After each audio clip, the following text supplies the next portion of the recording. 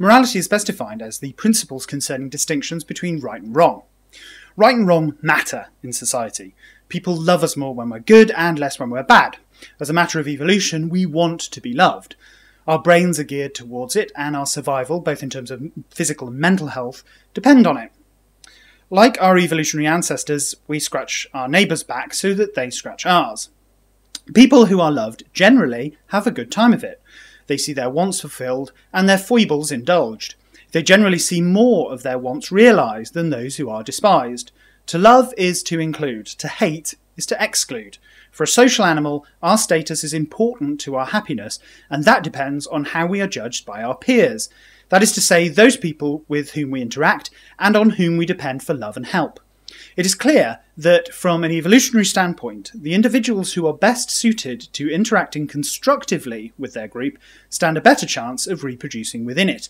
We have evolved powerful tools such as empathy and sympathy to better infer the consequences of our actions on others, all driving us because the benefits of being loved, especially in times of hardship or war, greatly exceed those of being hated. From a religious standpoint, the same applies. An individual who appears to go against the majority view of what God wants, whatever its source, risks social exclusion and possibly condemnation, or even physical harm depending on the nature of the transgression.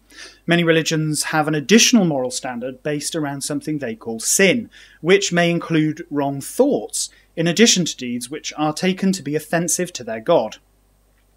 All of this leads to the conclusion that we are moral creatures, either by evolution or, if you prefer, by God's creation. Any model of human nature which doesn't account for the moral impetus accounts for very little indeed. I would accept then that morality is ubiquitous throughout the human species.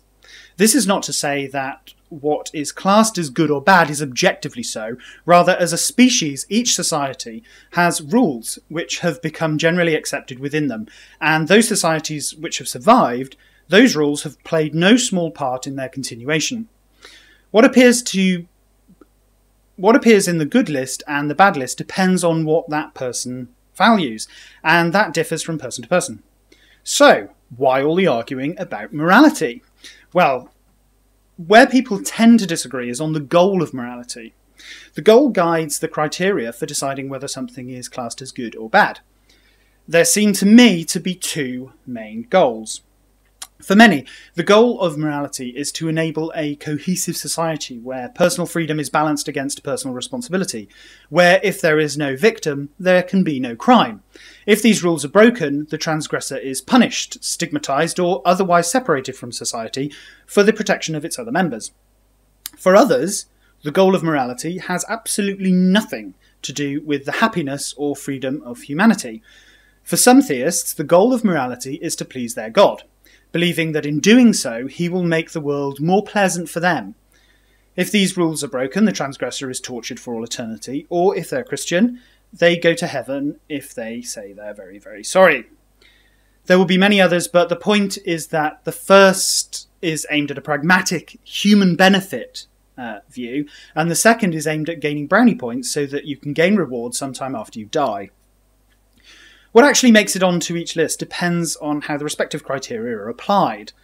It may be possible that the two systems independently arrive at exactly the same rules for living.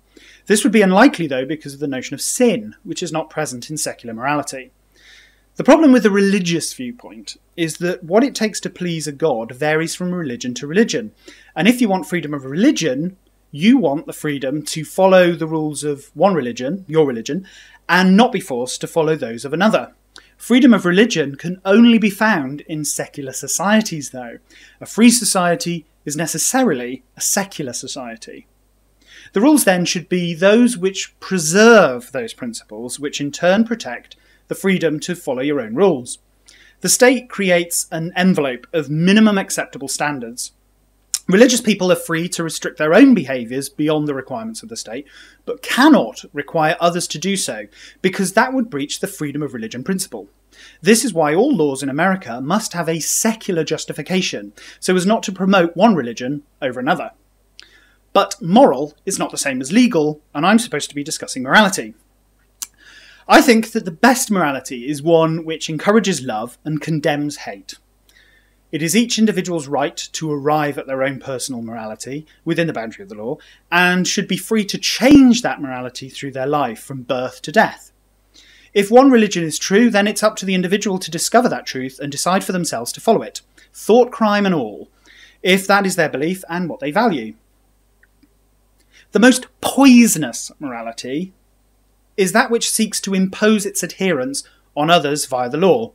Religion has been at the forefront of this due to an insidious piece of dogma which classifies as a sin the toleration of difference of opinion. It is to condemn the freedom of another to act in a way they have chosen, for religious reasons, not to. They say it is wrong and something that displeases their God, and to allow it to continue is as great a wrong as to commit the deed themselves. This is destructive. It is religion overstepping its boundary. It is the strong oppressing the weak, and should call everyone who believes in freedom of conscience to rally against it. A world without a spectrum of beliefs would not suggest to me a world with freedom of belief or a world with freedom of choice. I do not seek the end of religion. I seek freedom and protection from those who require my subjugation to a worldview I do not share. And all of us, theist and atheist alike, want that. Thank you.